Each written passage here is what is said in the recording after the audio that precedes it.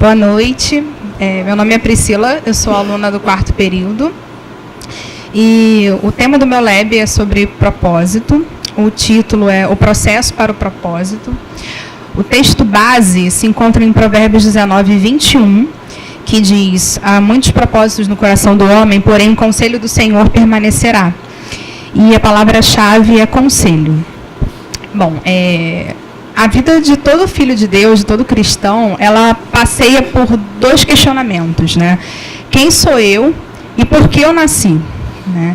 E depois que a gente descobre a nossa identidade em Cristo, a gente vai buscar qual é o nosso propósito aqui, para que Deus nos chamou, né? Afinal, né? Para que Ele me trouxe a essa terra, né? Qual é a minha missão aqui? E para muitas pessoas isso é muito difícil, isso é um processo muito difícil. Então, eu fui procurar na palavra 3 conselhos que o Senhor nos diz para nos direcionar ao longo desse processo, né, do propósito. Então, hoje a gente vai ver sobre isso. E o primeiro conselho, né, que a gente encontra é saber o que Deus quer. É entender de Deus justamente o que Ele espera de nós. E como que a gente sabe disso, né? Como que a gente entende? Em Provérbios 16, 9, a gente encontra o texto: o coração do homem planeja o seu caminho, mas o Senhor direciona os seus passos. Né? A gente tem que estar atento à voz de Deus, a gente tem que estar atento para ouvir cada passo, cada direção que Ele vai nos dando. Para muitos, a palavra vem através de outra pessoa, para muitos vai vir através de um texto bíblico, vai vir através de um ensino. Né, pode estar vindo através do lab, mas a gente tem que estar realmente atento para isso. E a gente não deve se desesperar para ouvir a voz dele, a gente não deve agir com empolgação. A gente tem que aquietar o nosso coração, né, andar realmente em paz, entendendo o direcionamento dele, e assim que a gente reconhece a voz dele, a gente tem toda a paz do mundo para obedecer, para seguir naquele direcionamento. Né, em Eclesiastes 8:5b, né, a gente sabe que o coração do sábio discernirá o tempo e o modo. Então, o coração do sábio, entendendo o que Deus quer para ele vai andar exatamente naquele espaço, naquela direção. A gente tem como exemplo a vida de Moisés. Moisés, ele foi totalmente usado por Deus e direcionado por Deus. Cada passo que ele tinha que dar com o povo, cada ordem, cada lei que ele tinha que passar para o povo, ele primeiro ouvia de Deus, ele parava para ouvir dele o que Deus queria, qual era o próximo passo, então ele seguia.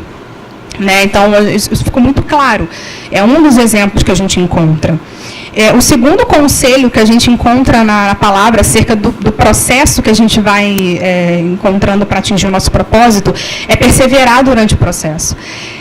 Em Romanos 5, de 3 a 5, a gente encontra o texto: e não somente isto, mas também nos gloriamos nas tribulações, sabendo que a tribulação produz a paciência, e a paciência a experiência, e a experiência a esperança, e a esperança não nos envergonha, porque o amor de Deus está derramado em nossos corações pelo Espírito Santo que é dado a nós.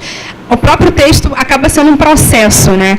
É a paciência, a tribulação produzindo a paciência a experiência a esperança, tudo acaba sendo um processo.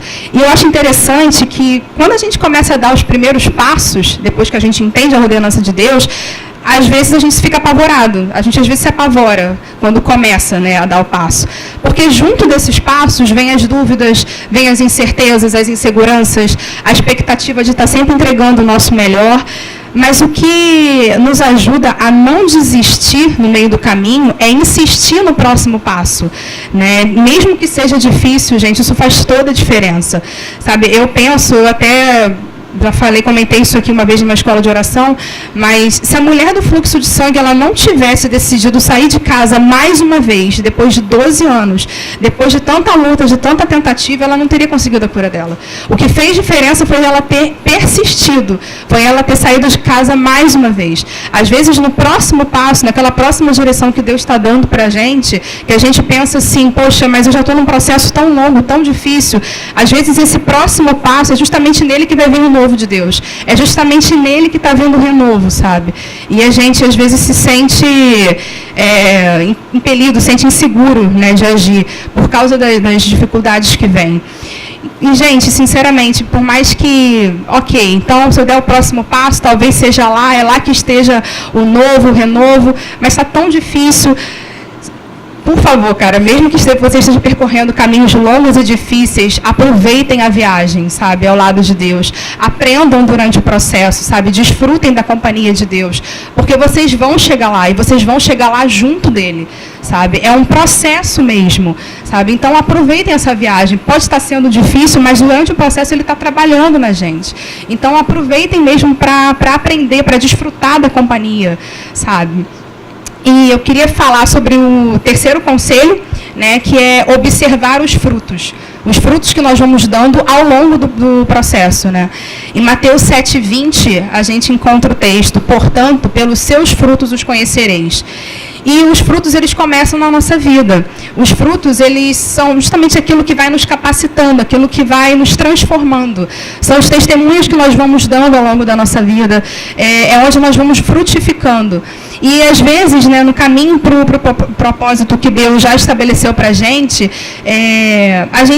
acha que não está frutificando, não enxerga, às vezes, que os outros estão reconhecendo os frutos na gente. Só que, muitas vezes, gente, o fruto, ele está lá e a gente não viu ainda.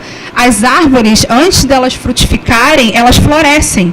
Então, antes do fruto aparecer, primeiro vai aparecer a flor, primeiro vai florescer. Mas o fruto está ali. O fruto já começou a ser gerado, só que as pessoas não estão enxergando ainda o fruto. Então, é uma questão de fé também. Então, observem os frutos que vocês têm dado, sabe? Observem tudo que Deus já foi construindo na vida de vocês. Porque todos nós temos frutificado, sim. Sabe, Deus não está preparando um propósito para a gente, né? Ele prepara a gente para o nosso propósito. Então, continuem mesmo.